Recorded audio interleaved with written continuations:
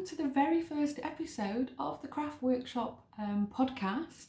If you're new to the channel, my name is Dawn. I'm a British expat and I live in the Netherlands, just outside of Amsterdam with my partner Lawrence, my two boys Josh and William, and my fur babies Jack and Daxter. And I've been living here for about 19 years now, and originally I'm from Manchester in the UK.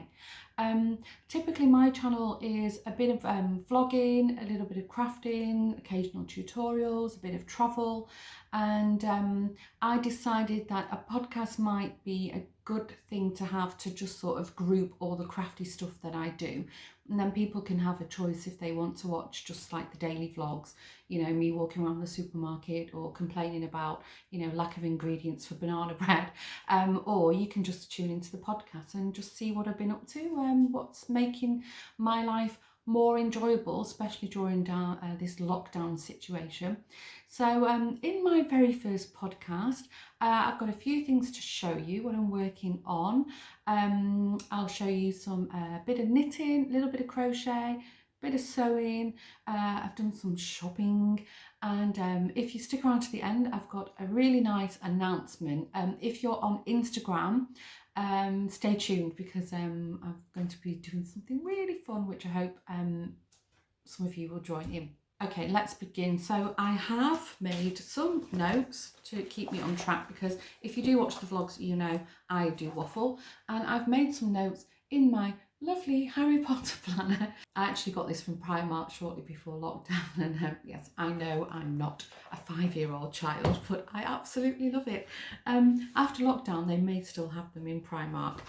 Okay, so let's begin with what I've been doing with knitting. So disclaimer, I am not a fantastic knitter. I can't really put my mind to anything fancy, but I do enjoy it. So, and that's exactly what crafting's all about, just doing what you enjoy. So the first thing I will show you is, I've had this on my hooks since January, and it's one of those sort of nice repetitive things that I like to pick up and work on, especially when it's a bit chilly in the evening, because it keeps me warm. And that's this lovely shawl. It's like a triangle shawl, and you can see I've incorporated drop stitches, and it's in this really nice sort of ombre yarn. And if you watch the vlogs, you'll know that I'm terrible for losing yarn tags. So unfortunately, I don't know what the colourway is for this, and I don't know what it's made of. It's very soft and very squishy, and it works up beautifully. It's a pleasure to work with. All I do know is it's from Ice Yarns. So anything I mention in the podcast, I'll put links below if I can find them in the description box. So check out Ice Yarns. This is the first time I've ever worked with them. Beautiful yarn. This is all I've got left, so it is almost ready. Obviously I'm not in any rush because we're approaching summer in the Netherlands, but this is just basically a simple garter stitch, and I'm working them on my Knitpro Symfonies. I forget what size these are. I actually love these. They're really nice to work with. I actually like to work with short needles. The only thing I will sort of moan or complain about is these sizes often rub off after a very, very short time of using them. So I don't know what size needles these are, but they're from the Chunky set, which was a welcomed Christmas gift a couple of years ago. So that's the first knitting project I'm working on. So the second thing I'm working on is something I've already made one for one of my sisters as a Christmas gift, and this is the perfect beginner project. Or if you're having trouble at the moment, as am I, with concentrating on sort of difficult tasks or bigger projects, this is the perfect lockdown or beginner project. So I'm working with this is Katja Easy Jacquard, and it's basically a self-patterning yarn. So if you like colour work but you're not confident enough to give it a go, this is like a cheats version. And I'm actually working the scarf at the moment, and with one ball of this you get a free pattern. So you can see there's a hat, scarf, a couple of sweaters, and I'm actually working on the scarf, and the colourway, if if you're interested, is number 303. It's very much sort of sea foamy, tealy colours. It works up beautifully, and as I said, I have made one of these before. So this is a really mindless, sit on the sofa, watch TV or YouTube kind of project, and it's very rewarding because quite quickly you can see, sorry, just to untangle, that patterns do start to form. And it looks a little bit messy at the beginning, but then once the scarf's actually working up, the effect is amazing. And it's literally garter stitch and stockinette, and that's it. So if you're looking for a very easy, no-brainer project, I would recommend this. Here is the label, in case you're interested. And as I said, it works up beautifully. It's very soft, very silky. I can quickly tell you that is 70% acrylic and 30% wool. And it is machine washable at 30 degrees, so perfect. This actually would make a nice gift for somebody's birthday or Christmas. Okay, so moving on to what I've been doing with crochet. Again, if you follow me on social media, you'll know that this blanket has been the bane of my life. But I'm trying to work a waffle stitch blanket. It's supposed to be a baby blanket, but it's working out a little bit bigger than I anticipated. This is worked up in Alize cotton gold. Now, as I just mentioned, again, I have lost the sleeves of the yarn ball, so I'm desperately running short on these, and I bought the wool from my local wool stall that comes to my market every Friday, and with lockdown they're not coming back until June, and online I can't really see what the colour shades are. There's a couple of blues that I'm doubting which one it is, and also with the green. So that's what I'm working at the moment. I've never worked a waffle stitch before. I must admit it's quite enjoyable. It's all worked up in US term double crochet, so again another no-brainer project, but it is a bit of a yarn gobbler, so if you want to do that, you know, be aware that you're going to need quite a lot of yarn. Okay, moving on, the other little crochet project I'm working on is, I've made one of these before and I absolutely loved it, and it was a gift for one of Lawrence's friends.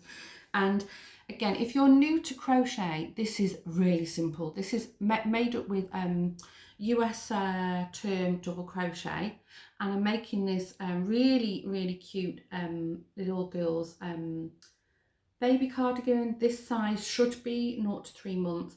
I haven't got a pattern for that because I followed a YouTube video, but I'll put a picture somewhere on the screen now so you can see what it will look like. And again, this is with the Elise cotton gold, but I do have a label. Woohoo! So that's what it looks like, and I can quickly tell you what the colour is. It's number 161. It's like a very sort of old salmony pale pink. It's very sort of vintage looking, and it works up a treat. And it's actually 55% cotton and 45% acrylic, and unfortunately it's hand wash.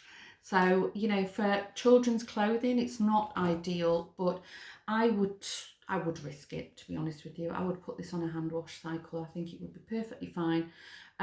What's got to come on the bottom now is a whole series of shell stitches. If you're quite quick at crocheting, this is literally a couple of hours evening work. And then all I do on the top is I add a little chain stitch loop and a button or 2 buttons, and it's super pretty. So that's again one of these quick mindless projects. Woolly Wonders tutorials are amazing. So moving on to a little bit of sewing now. Many years ago I was obsessed with cross stitch. I cross stitched everything. Samplers were my favourite, and I sort of got out of the habit of doing it, and you know, crochet and sewing, needlework took over in a different direction. But a couple of years ago I decided I wanted to get back into crochet, and then I'm trying to sort of go through yarns that I already have in my stash, and also cross stitch kits that I have in my stash. So I've dug out this. It is still available. It's this pattern by Joy Sunday. It's a kit, and it's the elegant coffee cup, and everything you need is in the kit, including, which is very nice, I like this, it's a coloured chart So it makes it super easy to follow, because I don't know about you guys, I need reading glasses now, so I struggle you know, with seeing small print, so this is perfect. So I only started it a few weeks ago and I've made a very slow progress, but you can see that's like the beginnings of a handle, and then this is a teacup perched in another one, or coffee cup I should say. I'm hoping that by showing you guys it might sort of motivate me and give me a push to actually finish this. I think if I can do like, I don't know, a couple of rows an evening, and I'll soon make progress on that. Shopping. So I have 3 things that I have bought, and only 2 of them I can show you. So the first one goes back to crochet. A while ago in one of my vlogs, I mentioned that I would like to do a nice lacy summery kind of shawl, and I had some amazing suggestions, and all of which I've made a note of, because you know I love to make shawls, and you know, they were great suggestions. But I did find one that really caught my attention, and I need my glasses for this. It's a pattern by a Dutch lady called Wilma Westenberg, and she has a pattern, and it's available in Ravelry and also as an online tutorial, and it's called the JAYCEE butterfly shawl. And Wilma has quite a rare form of facial tumour, and what she does, she makes, she designs and makes patterns for shawls, and then she gives them away for free. She puts them out on all kinds of digital platforms, and as I mentioned, on YouTube. And JAYCEE butterfly shawl is actually dedicated to one of the people that she's connected to as part of her rare tumour network. So she seems a really, really sweet, lovely and kind person who hasn't let her life challenges get her down. And in fact, it's made her the opposite. She seems a very sunny, happy person. Anyway, I haven't started making it because this is the shopping segment.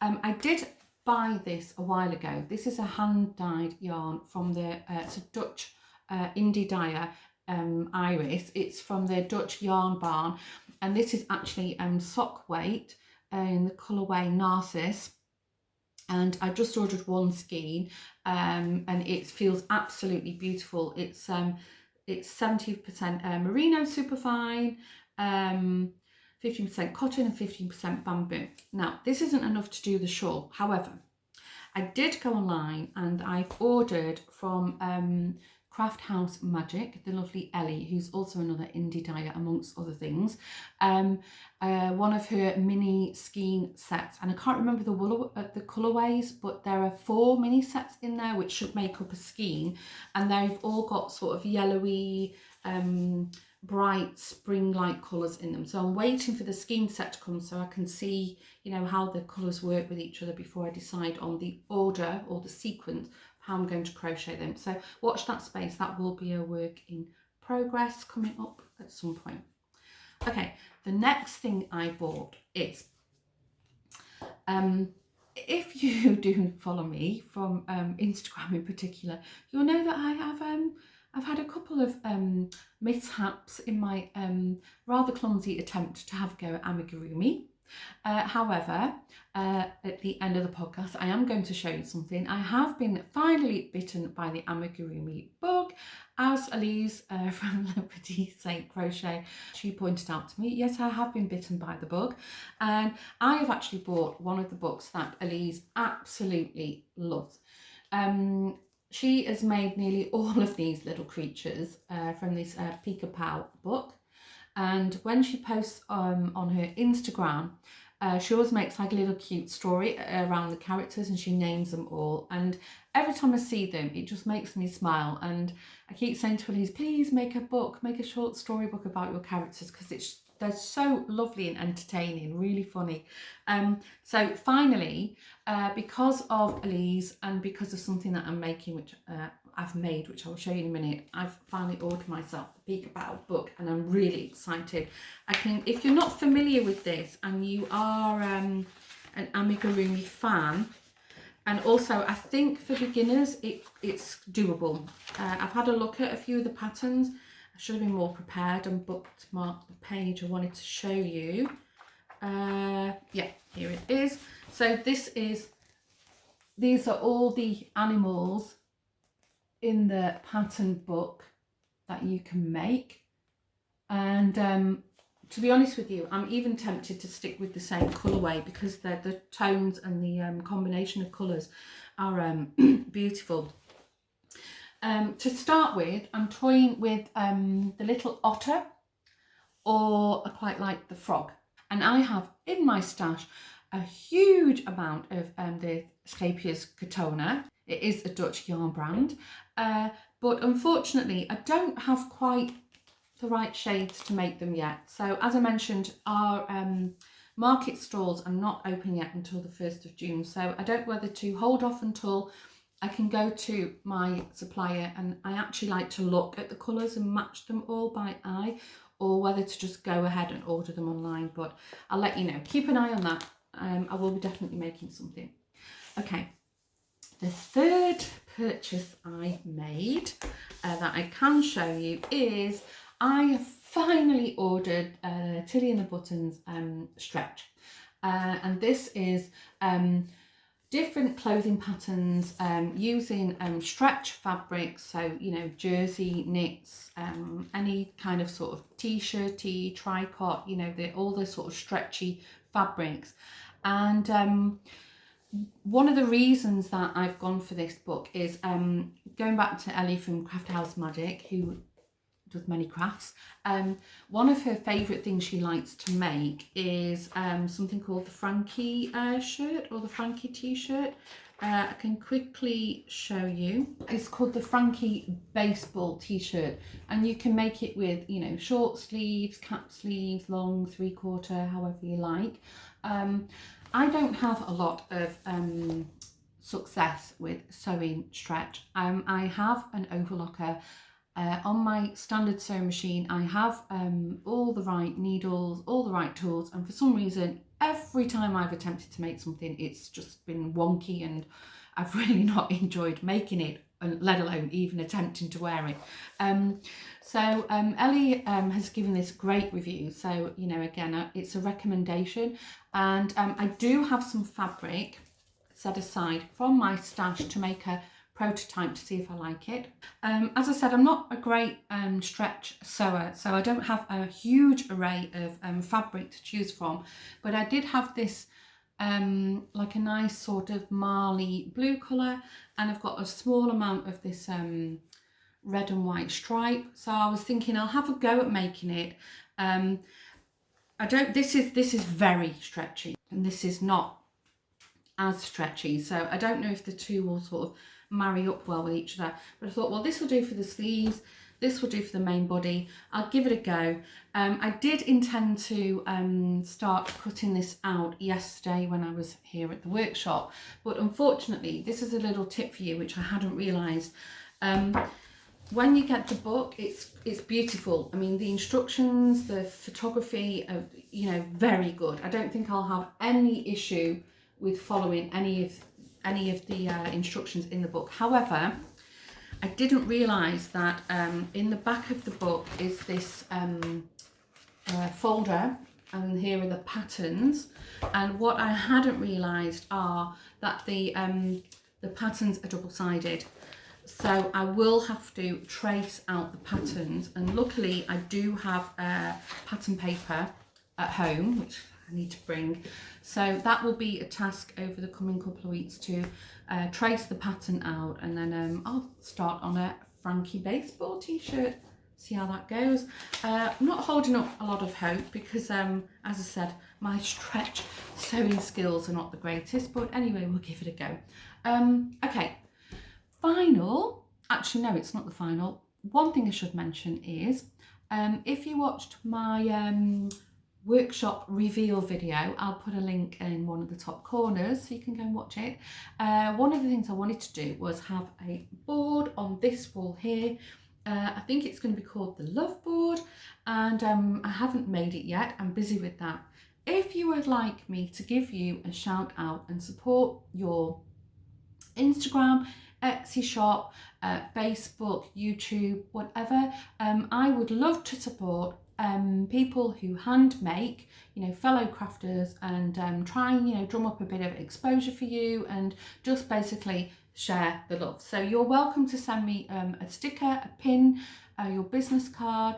The address of my workshop is in the description box below, so feel free to send them, and yeah, as and when they come in, they will appear on the board and I will spread the word and spread some love. Okay, now it's the final thing, drum roll. I'm really excited about this. So I could have spoken about this as a finished object or crochet, but I saved it to the end.